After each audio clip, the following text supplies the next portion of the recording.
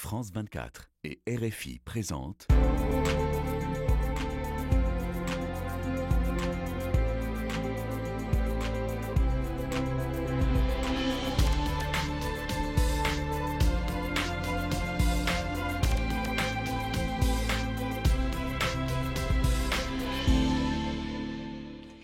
Bonjour à tous, merci de nous rejoindre pour Ici l'Europe en cette rentrée européenne. Rentrée aussi pour notre émission qui vous est proposée par France 24 et Radio France Internationale. Alors, l'Union européenne est en ébullition alors que se dessinent les contours de la nouvelle commission von der Leyen II. Et en France, pays fondateur du club européen, Emmanuel Macron vient de nommer pour Premier ministre un homme qui a passé beaucoup de temps à Bruxelles, Michel Barnier. Alors avec quelles conséquences sur la trajectoire française? Pour en parler, nous avons le plaisir de recevoir aujourd'hui l'économiste Jean Pisani-Ferry. Alors je rappelle qu'il est l'inspirateur du programme économique d'Emmanuel Macron en 2017 et a depuis pris ses distances avec l'Élysée. Alors bonjour Monsieur Pisani-Ferry. Bonjour. Vous êtes aujourd'hui professeur d'économie à Sciences Po Paris, à l'Institut Bruegel à Bruxelles, qui est un think tank aussi, et puis au Peterson Institute for International Economics de Washington. Première question, Michel Barnier, vous le connaissez bien, un grand Européen. Michel Barnier à Matignon, une vraie bonne idée? Écoutez, en tout cas, je pense que c'est un grand soulagement dans les capitales européennes parce que c'est quelqu'un qu'on connaît, c'est quelqu'un qui est pondéré. C'est quelqu'un qui ne cherchera pas du coup à créer des provocations par rapport à l'Union européenne. Alors ça ne veut pas dire que les choses sont faciles. On sait que c'est un négociateur obstiné. Du Brexit notamment. Du Brexit notamment, bien sûr. Et que là, il hérite d'une situation difficile. D'ailleurs, regardons ce tweet de la présidente de la Commission européenne, Ursula von der Leyen, sur X. Félicitations à Michel Barnier pour sa nomination au poste de Premier ministre. Je sais que Michel Barnier a les intérêts de l'Europe et de la France à cœur, comme le démontre sa longue expérience. En effet, elle est du même parti que lui, le Parti populaire européen, les Républicains, etc. Est-ce qu'elle est dans son rôle, d'ailleurs, en le félicitant? Oui, il n'y a pas de... Ça me paraît... Ça fait partie des usages. Ils s'entendent bien, c'est plus avec le moment de Juncker. C'est Juncker qui aimait beaucoup Barnier et qui l'avait nommé négociateur pour le Brexit. Mais bon, ça s'est bien passé avec Ursula von der Leyen aussi. Alors, vous dites un grand Européen, Michel Barnier. Rappelons quand même que lors des primaires des Républicains, il avait plaidé pour un moratoire de 3 à 5 ans sur l'immigration et du coup sortir la France de la Cour de justice de l'UE et de la Cour européenne des droits de l'homme. Ça avait été assez mal perçu à Bruxelles. Ça a été assez mal perçu à Bruxelles parce que c'était vraiment un pas de côté. Un pas de côté sur la droite extrême, non? Un pas de côté, oui, vers la droite. Et d'ailleurs, Marion Maréchal n'a pas tardé à lui rappeler ces déclarations. Ça lui a pas été d'un grand secours dans la primaire en 2021. Pour les élections de 2022. Et ça n'a pas été d'un grand secours pour sa réputation internationale. C'était d'ailleurs c'est aligné sur ce que demandaient les Brexiteurs, Boris Johnson, etc., c'était aussi ces positions. C'était exactement le même thème, oui. Parce que le Brexit, au départ, c'était sur la question du contrôle de l'immigration. Du coup, vous-même, vous estimiez indispensable la mise en place d'une coalition stable dans laquelle le nouveau Front populaire renoncerait à appliquer tout son programme et les macronistes augmenteraient les impôts. C'est pas l'hypothèse qui a été retenue, en fait. Alors, c'est pas l'hypothèse qui a été retenue sur le plan politique. Ouais. C'est l'hypothèse logique qui se serait imposée si nous étions un pays normal, un pays européen normal, dans lequel on fait les élections, et puis après, on voit quelle majorité peut se constituer, et autour de ça, on négocie un accord de coalition avec des concessions de part et d'autre. Chacun définit ses lignes rouges, chacun définit ses priorités, et sur cette base, on constitue un accord de coalition. Alors ça marche, ou ça ne marche pas. L'Allemagne nous montre que ça peut ne pas marcher.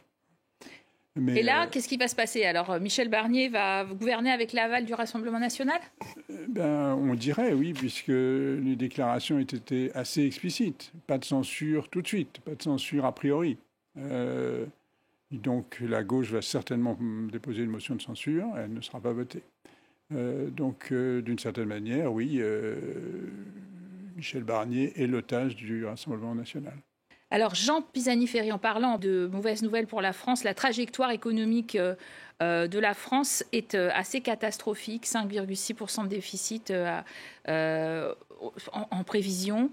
C'est évidemment bien au-dessus de la fameuse barre des 3%. On a déjà été sanctionné par Bruxelles. Est-ce que, j'ai envie de dire, la France est devenue l'homme malade de l'Europe ? La France, en tout cas, s'est écartée fortement des lignes directrices européennes, qui en l'espèce sont des lignes directrices qui correspondent assez à notre propre intérêt national. C'est-à-dire qu'on voit bien que dans ce genre de situation, avec une dette qui dérive, il va bien falloir à un moment qu'on arrête cette dérive. Et donc ça va demander un effort soutenu.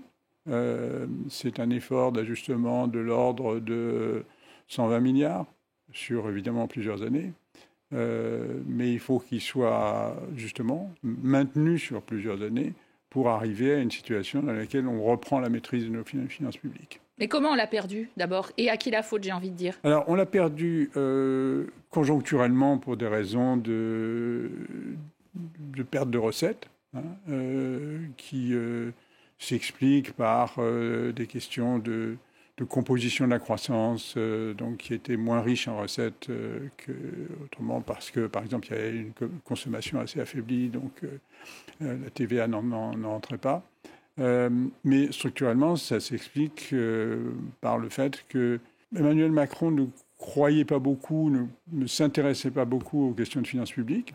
Il a cru que l'équilibre pourrait se rétablir. C'était sa doctrine. C'est une doctrine d'ailleurs que je comprenais, non pas par l'ajustement, non pas par la hausse d'impôts, la baisse des dépenses, mais par le simple fait d'augmenter le taux d'activité. Donc plus de personnes en emploi, ça faisait plus de recettes. Et donc c'était la manière par laquelle il envisageait de regagner l'équilibre. Donc c'était en principe une bonne idée, sauf que ça n'a pas marché pour des raisons qui tiennent, comme je le disais, à la composition de la croissance, et puis aussi parce que ça ne pouvait pas suffire à compenser les dépenses considérables qui ont été faites au moment de la crise Covid, au moment de la crise énergétique. Là-dessus, il fallait bien à un moment qu'on reprenne les choses en main. Et je pense que c'est ça que va devoir faire le gouvernement Barnier. Plus d'impôts. Oui, on passera nécessairement par plus d'impôts. Alors, on ne peut pas tout faire par les impôts. Je rappelle, 120 milliards, c'est quand même beaucoup. On fera peut-être un tiers par les impôts et 2 tiers par les dépenses. Les coupes budgétaires. Mais c'est important parce que ça va marquer la fin d'un tabou. Le tabou sur la hausse des prélèvements et en particulier le tabou sur la hausse des prélèvements sur les plus fortunés. Parlons de la fin d'un autre tabou qui marque cette semaine. En Allemagne aussi, l'extrême droite sort victorieuse de certains scrutins régionaux. En tête, en Thuringe par exemple, l'AfD, Alternative für Deutschland, dispose d'une minorité de blocage. C'est le retour finalement d'un tabou, l'extrême droite en Allemagne. Oui, bien sûr. C'est un tabou particulièrement lourd en Allemagne compte tenu du passé nazi de l'Allemagne et compte tenu du fait que le parti AfD n'est pas un parti de droite, c'est pas un parti comme celui de Giorgia Meloni ou même du Rassemblement national. C'est un parti qui a clairement n'a pas rompu avec ce passé nazi. Oui, avec des dérapages sur les SS de son président. Il y a eu des dérapages pendant toute la campagne. Il y a eu on s'est aperçu que, effectivement, les cadres de l'AfD étaient pour partie des gens qui croyaient encore à l'idéologie nazie, et pourtant, il a gagné. Et d'ailleurs, il y a eu un autre effet important. C'est à gauche, c'est Sarah Wagenknecht qui est une transfuge du parti de gauche, Die Linke, mais sur une ligne très anti-immigration. est très pro-russe, qui est arrivé en numéro 2. Pourquoi de tels chamboulements? En partie pour des raisons locales, c'est-à-dire Turin, c'est quand même un tout petit État, un État qui s'est vidé de sa substance économique, qui s'est vidé de sa jeunesse. Donc c'est un électorat vieux, et c'est un électorat qui souffre des mêmes maux que l'on connaît ici, c'est-à-dire le sentiment d'abandon, la distance des services publics, tous ces ingrédients qui nourrissent le vote pour l'extrême droite sont très présents dans ces États. Alors le président français Emmanuel Macron et le chancelier allemand Olaf Scholz sont politiquement affaiblis. On le sent bien sur la scène européenne. Ils ne sont peut-être pas d'ailleurs en mesure d'avoir un leadership important sur l'Europe. Vous espérez dans une tribune qu'Ursula von der Leyen en tirera les conséquences et sera substituée à eux. Vous y croyez ? En tout cas, je pense que c'est nécessaire. On va avoir la publication du rapport Draghi, on a déjà la publication du rapport Letta, donc deux anciens premiers ministres italiens dont les constats sont assez proches. Les deux alertent sur le fait qu'il ne se passe rien du point de vue du marché unique. Le marché unique est largement une fiction, que certains secteurs qui étaient supposés rester, dont les États avaient voulu garder le contrôle, ne sont pas rentrés dans la logique du marché unique, que du coup, les entreprises ont du mal à se financer, les entreprises ont du mal à grandir, les entreprises ont du mal à prendre la taille qui correspond à la taille du marché. Et donc tout ça, il faut y porter remède, parce qu'aujourd'hui, nous avons un retard considérable sur la productivité par rapport aux États-Unis. Retard s'est creusé de manière importante au cours des dernières années. Nous avons une situation dans laquelle, sur des industries comme les industries d'armement, on n'a pas de système intégré. Et lié au sujet productivité, sur tout ce qui est innovation, technologie, on est aussi en retard. D'ailleurs, le rapport Bruegel du 4 septembre qui vient de sortir, effectivement, préconise d'approfondir ce marché unique dans des domaines où l'impact sur la croissance est élevé. Donc dans des domaines spécifiques, vous parliez de la défense, ça en fait partie. Oui, ou du marché des capitaux, ou de l'énergie. Donc s'il ne s'agit pas de reprendre le vieux thème de l'intégration tous azimuts. Il s'agit d'être sélectif et de dire, dans certains secteurs où on sait que l'absence d'intégration est un handicap économique, eh bien c'est là qu'il faut mettre l'accent. Il y a beaucoup de résistance, vous le soulignez vous-même, notamment à l'est de l'Europe, le marché fracturé. Il y a de la résistance, effectivement, sur cette idée de plus d'Europe, finalement. On voit bien qu'on n'est pas dans ce sentiment-là, que Viktor Orban, qui a d'ailleurs pris la présidence tournante de l'Union européenne pour 6 mois, n'est pas du tout dans cette rhétorique de plus d'Europe. Enfin, il y a eu quand même une bonne nouvelle, c'est que Donald Tusk a gagné les élections. En Pologne. En Pologne, c'est quand même le plus gros pays des nouveaux États membres. Et là, il développe, il met en place une politique très pro-européenne. Et il a du leadership. Donc tout n'est pas noir. Mais oui, effectivement, Viktor Orban, on a la présidence tournante et de voir qu'on a quelqu'un qui est détenteur de la présidence tournante, qui est aussi eurosceptique que Orban, c'est quand même, on n'avait jamais vu ça. Voire un peu pro-russe quand même. Il est allé à Moscou, oui, en Chine, sûr. etc. Son premier geste, ça a été d'aller à Moscou. Alors, parlons de cette commission von der Leyen quand même, parce que 27 commissaires, c'est bien, mais quand il y a 10 femmes à peine, j'ai envie de dire, on est quand même en grande régression au niveau de la parité. Est-ce qu'elle va se passer bien, cette... Non, je pense que ça ne va pas bien se passer. Je pense que le Parlement ne laissera pas faire. Parce que la parité, ça faisait partie des acquis de la dernière commission von der Leyen. Elle n'est pas en cause, puisqu'elle avait demandé à tous les États de désigner un homme et une femme. Simplement, un certain nombre d'États ne l'ont pas fait. Et donc, elle s'est retrouvée... Il n'y a que la Bulgarie qui l'a fait, en fait, sur 27. On est tous des États machos, c'est ça ? Oui, enfin, il y en a qui ont désigné des femmes. Oui. Donc, il y a quand même Il y a Teresa Ribera, par exemple, pour l'Espagne, qui est une femme politique d'envergure. Mais beaucoup ne l'ont pas fait.